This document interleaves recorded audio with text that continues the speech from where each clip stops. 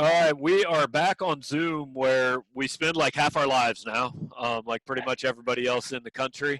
Gabe DeArmond and Mitchell Forty. And on the other line this time, JT Tiller taking you back to what I guess it would be kind of late 2000 to 2010, whatever that decade is called. Missouri basketball player. And JT, man, thanks for taking some time out of what I'm sure is a very busy day. We all have all kinds of places to be and all kinds of things to do right now.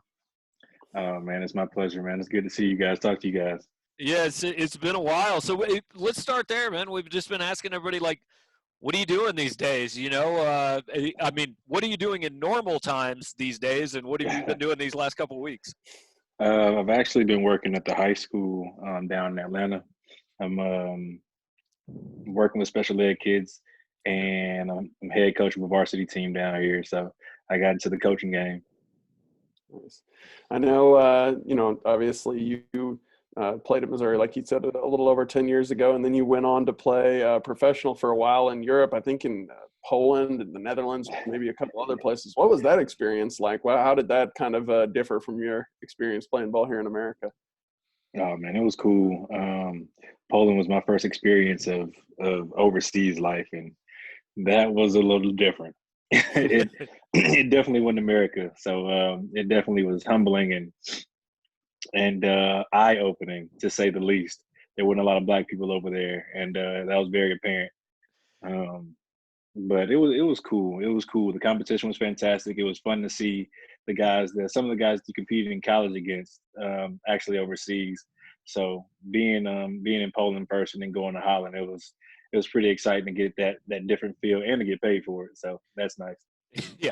Did you learn any foreign languages over there, or was it pretty easy to kind of communicate and stuff in English? Poland was no, definitely not easy. It was a lot of like hand movements and gestures, and a lot of that. Um, I learned like the basics: hello, goodbye, Yeah. I'm good. Where's the chicken? How can I get to the supermarket? Type of deal. But Holland, they were like their second like official language is English, so it was Okay. much easier to get around and you learn some of the language. And I feel like I learned more of their language than in Poland, to be honest. But I think it's just because a lot of them wanted to learn English and I wanted to do the opposite, so we just Yeah. fed off of each other. I Yeah. hope you I hope you learn more than chicken. That's like I heard a story a few years ago. The Royals had like a manager from Latin America, and the only thing he could order at a restaurant was a hot dog. So he just ate hot dog and fries for like Yeah. 27 meals in a row. So hopefully you had a Oh little more man. diversity there. No, what happened was my teammates helped me out a lot, but I made some friends, and so Yeah. their parents would cook, and so I worked my way around that way. That's how I learned different foods. But I only stuck to what I knew though. So fish, chicken, Right. things of that nature. Yeah, bread. Yeah. Kind of going back to your time at Missouri, I know you came in at the same time as Mike Anderson and played for him for 4 years. Just kind of what was it like playing in that system? You know, the fastest 40-minute system. Was that something that you really enjoyed? And what was kind of the behind the scenes work that went into having to run up and down the court so much? Well, I'll start with the behind the scenes. We ran, we ran, we ran our asses off, to be honest. But it was like to play in that system was fun. Like I feel like I like the system fit me very well, and I think that's why I flourished in a sense because it's what I knew and what I've been playing since high school, middle school. So that up tempo pressing, just organized chaos type of basketball really fit the system. I think it just made it fun for people to play and for people to watch. I was watching a deal on Loyola Marymount a couple nights ago, and they were saying, they ran like nobody's ever run in college basketball, and they said we'll hit about the 10-minute mark in the second half, and you just see the point where the other guys break, and we Yeah. never break. I mean, when your guys' teams were playing, could you sense that? And why did you guys not get tired like that? Oh, I mean, if you go back and watch the games, I got pulled out before the first timeout, like before the first media timeout. Like 2 to 3 minutes in, I'm gassed. But like we our recovery was so good and we could go so deep in the bench that I think it was just hard to notice. but definitely like that last 8 minutes, that last TV timeout, like going under 4, it was like, yeah, you can definitely see the fatigue start to take place. So you said you know kind of played that system before Mizzou. You played it obviously all 4 years at Mizzou. I'm curious, is that your kind of MO as a coach now as you're getting into the game? Are you a run and gun press type of coach? Oh, you go for what you know. That's Yeah. definitely what I know. Yeah, like it's interesting coaching them and trying to implement that style, because some want to like are the Steph Curry age where they just want to shoot and play half court, and then the other half don't really have. Well, I'm not even gonna say the other half. 80% of them don't have a jump shot or the appropriate handle to even get into like a half court set. So running up and down the court is definitely what suits us best. How long you been coaching? This is my second year. Okay. Were Mhm. you guys any good last year? We won the no. We what did we do? We came in second in the region and then second in the region tournament, but lost in the first round at home Okay. by 3. Yeah, so it was decent. It was decent. Yeah. Yeah. Um, so you played for a guy that, I mean, I'm not sure Mike cared about offense at all. If you played defense, you were going to play for him. Is that the approach you take? I mean, I know you won Big 12 Defensive Player of the Year. That was kind of what you did. Is that what you teach first? Definitely, definitely. I think the biggest thing that I implement is that you can't play basketball when you're not in shape. Yeah. So we run a lot defensively, definitely. But I teach an aggressive style of basketball, just because that's how I've been taught. And I think it's a little weird because a lot of these kids are built a little softer. They're just like they get a lot of accommodations. So when we play pickup, I still get out on the court. When we play pickup, it's a little different. A lot of complainers. All right, now you say aggressive style, so it's been a long time. You can tell the truth now. I always said, and I thought this was why Mike's teams were a lot better at home than sometimes they tended to be on the road. Like Mm. that system is we're going to foul you on every possession, and we're going to count on the refs not calling it on every possession. Like there's something to that, right? Like there was a lot of that aggressive is what is your word for it, but there's a lot of contact in that system. I wouldn't say our philosophy was we're going to go out and foul. Right. I Right. feel like it's more like we're going to go out and set the tone and push the bounds and see where and how well and how aggressive they'll let us play. Right. That was the philosophy. Yeah, You figure out where the line is every game, and if they're calling it tight, you got to back off a little bit, and if they're not, you guys are going to win by 50. exactly. Like we just happened to foul less at home than we did on the road. Funny how that works. Speaking, of kind of Mike Anderson's system, I think a lot of people would kind of point to that 2009 Sweet 16 win over Memphis in the tournament as kind of the pinnacle sort of his system, and just how when it really worked, it worked so well. And you were kind of one of the stars in that game, not only on the defensive end, which is what you're known for, but I think you had 20 points or 24 points or something like that in that game. What are sort of your memories of that one? Well, that game was I think a little special for me, just because I had signed with UAB, so I had been looking forward to the Memphis game since my senior year in high school. So to finally get that matchup, knowing the history between Coach Cal and Coach A, was just fun in itself. Um, but what I remember is I just remember like really being aggressive and really just trying to prove that we played the best style of up tempo basketball. But I know it was exciting, and the gym was like it was loud and it was packed, and it was a fun atmosphere. It was definitely a fun atmosphere, and I'm pretty sure that's the game Marcus hit Yeah. that 3/4 court joint. Yeah, Yeah. Right. yeah. Right before halftime. That team was a ton of fun to watch. So, have you ever? I actually just I was looking at. You have a Wikipedia page, I assume. Have you read your own Wikipedia page? I feel like I read it like a couple years ago. Okay, there's a section on there about the JT Tiller rule about about how the college basketball rules got switched after you got fouled against Marquette. Yeah, I'm hoping that stays that way. Keep that name. You know what I'm saying? Once my kids get old enough to read, I can't wait to share that to them.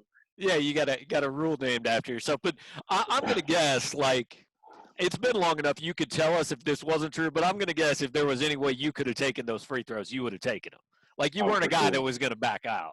Nah, like that would have been like the highlight of the game. You know what I mean? Like Right. you feel some type of way when you even have to look over to the bench when you hurt so bad. So just having somebody sub in for you was, I'm not gonna call it embarrassing. I just feel like I definitely would have taken the shots. I had the better free throw percentage anyway. Right. It was nice of you. It was nice of you to give Kim his moment, though. Yeah, That was I mean, cool. he had a hell of a game that He game. did. He So did. Yeah. I'm not mad at it. I'm not mad at it at all. Everybody put their stamp on Actually, going back to kind of that team, you mentioned depth being so key to what you all did, and that year you really, I mean, you had your group of kind of older guys, and Damari Carroll, Leo Lyons, but you also had that kind of up and coming young group of guys, and Kim English and Lawrence Bowers and a few others. At what point did you kind of realize that group had the potential to really kind of be something special and follow in your all's footsteps and maybe go even further? that summer. The summer coming in was just different. I think everything, like every bad thing that happened the year before, really fed everybody coming in and everybody returning. So I think, like we talked to the incoming class before they even hit campus. Like they reached out, we talked to them, we knew who they were, we were familiar with them, and vice versa. I just feel like the communication had changed. I feel like the want had changed, the hunger had changed, and the camaraderie had changed. So that summer before, we spent a lot of time together.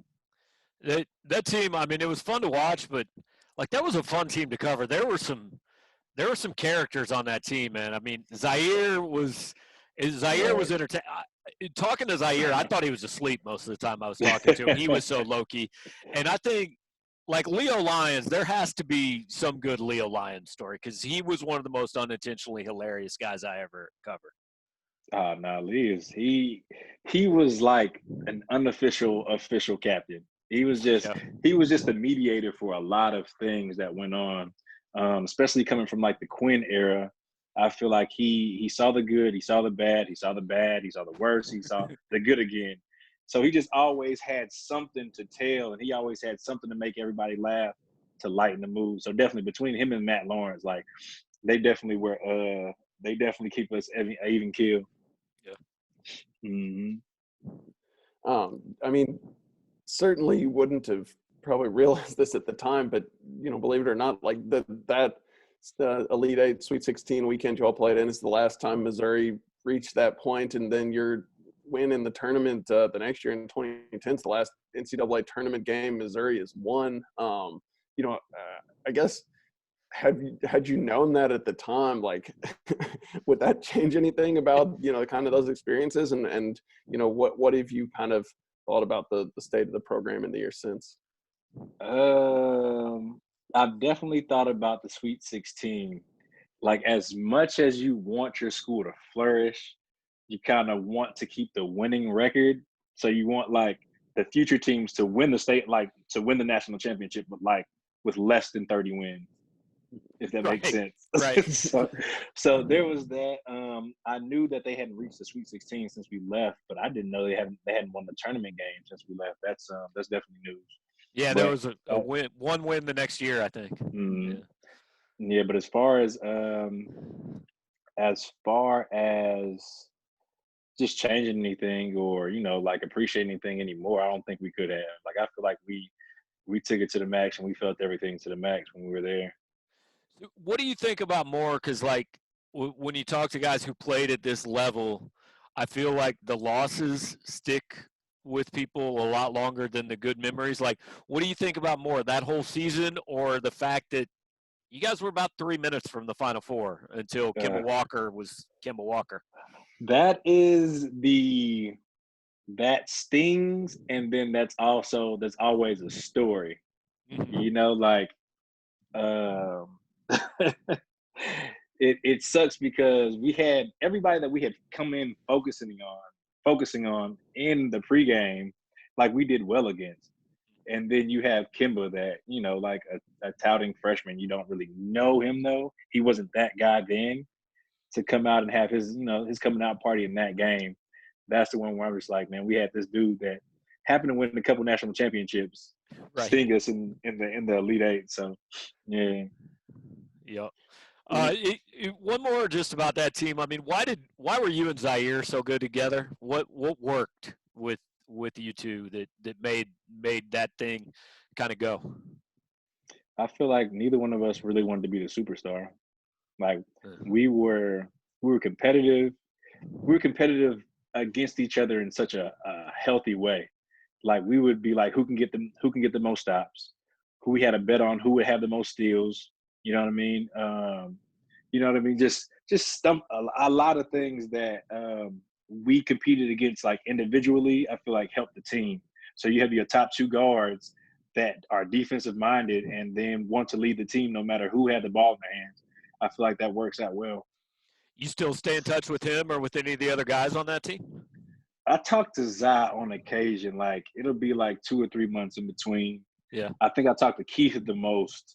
I haven't talked to Matt in a while, but I think Keith is probably the one person that I talk to fairly often. You mentioned some of the personalities on that team. I think one of the things people have kind of enjoyed from these chats with former players is a chance to maybe hear some stories we might not have heard back when you all were getting interviewed in the college days. You can, make it as adventurous as you want. But do you have any good tales from your time in Missouri? Oh, good tales. Good tales. Oh man. I mean, I just feel like the biggest story that I can remember right now, like the thing that comes to mind is just Matt Lawrence. Like if you, it doesn't matter when, but if you come into the locker room and a song, one of the popular songs comes on, anything that has a good hook, Matt puts his name in it. So like, so um, at first we thought it was funny, but it became hilarious. Like the bigger the song, the bigger the hook, and he would just come in and it's this white guy that's just singing like trap rap music with his name in the hook. It was hilarious. I was going to say, Matt does not strike me as the kind of guy who probably his musical taste and some of you guys was exactly the same, but I could be Not even wrong. close. To put it frankly, for me to like listen to the stuff Matt listens to, I had to go to an OAR concert. You know what I'm saying? So that's definitely on the other side of the line of what I was listening to. I know you're coaching and all that, but I know you got, what's family? How's everybody doing down there? And you got some kids running around, don't you? I have a kid running A kid. around. Okay. Okay. That sounded worse than I meant for it to sound, but I just meant you were a father. Yes, I have a daughter. She actually turns 3 tomorrow. Okay. But yeah, my family's doing well. My mom's doing well. She's finishing up school and staying away from everybody. My brother is coaching track at Oglethorpe. Yeah, at Oglethorpe. So they're doing well. My daughter's she's just loving playing outside and things of that So, nature. So yeah, what do you do for a third birthday party while everybody's in quarantine? oh, so we have a whole bunch of PJ masks going on around here tomorrow. So everybody gets a mask. We got some cupcakes, you know what I'm saying? We just put up some decorations and let her run wild. And we're gonna pretend to be one of the three of we're either Owlet, Gecko, or Cat Boy. And believe me, I know every character on that show. I was going to say this is completely unfamiliar to me. Yeah. I have no idea. Oh man, any parent with a kid that's under like 5 or 4 definitely knows what I'm talking about. Okay. I know. I'm sure it's, obviously busy being a parent, and you're busy with coaching and all that, and a lot has changed with the Missouri program since you left. How often are you able to get back, if at all, and how much do you kind of keep in touch or keep track of the goings on? I want to say this is the first year that I didn't get to go back. 'Cause I want to say I went to a game last year, not this past year, but last year. and then I went to the tournament in Nashville last year. Was it Nashville or St. Louis? Was it St. Louis last year? It was St. Louis 2 Nashville. years ago, Nashville last Okay, year. so last year was Nashville. Yep. So I went to Nashville last year. So I got to go to a couple games, but this year I literally had no opportunity to get up there, which sucks because it's both sides of the line. You want to coach these games, but that you also want to see some games. Yeah, as a guy who was involved with some of the really good times in this program, how much do guys your age want to see it get back to what it used to be? Because it's been a while. Well, hell, I like to talk trash. Like I would love, as much as I want to protect. I love that win percentage or that win total is protected. Like I wouldn't mind somebody getting up there. Like Yeah. I want to. They know I went to Missouri, and I'm trying to send some guys up from down here. So I would love for them to get back on top and to start being prominent again, football, basketball, whatever. So I can talk trash. I love talking trash. So you said, go ahead. You said, you get on the court and mix it up a little bit with the kids you coach. Teach them to be tough, play defense. How long until you start doing that with your 3-year-old? Hold on. This is funny. Hold on. The camera around. But so we got them in her room right now. So we got the basketball. We got the basketball goal going. So every so often I let her score, but sometimes I have to let her know like life isn't fair. It's not so sweet. You don't get everything that you want type stuff. How do you do against the high school kids? You still hold your own? You still in playing shape? I'm still better than the high schooler. I'm still better than the average high schooler. Yep. And that's why I think that's why they listen to me. So yeah, I'm still doing well, even though I'm definitely like 30 pounds overweight, but I'm still better than them if I can get to half court. Hey, wait, man, just have a couple cupcakes tomorrow to make it all better. Oh, definitely with some good icing. That's the deal. All right, JT, appreciate it, man. We'll let you run. I know you're busy, but it's good to catch up. Oh, definitely, man. Good to see you guys. All right, thanks, JT. Have a good one. Have a good one. All right.